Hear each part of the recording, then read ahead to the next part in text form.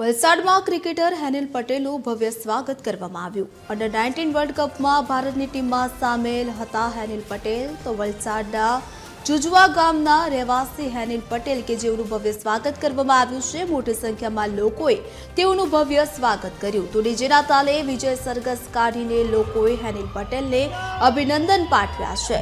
તો વિજય સરઘસમાં પણ મોટી સંખ્યામાં લોકો જોડાયા હતા।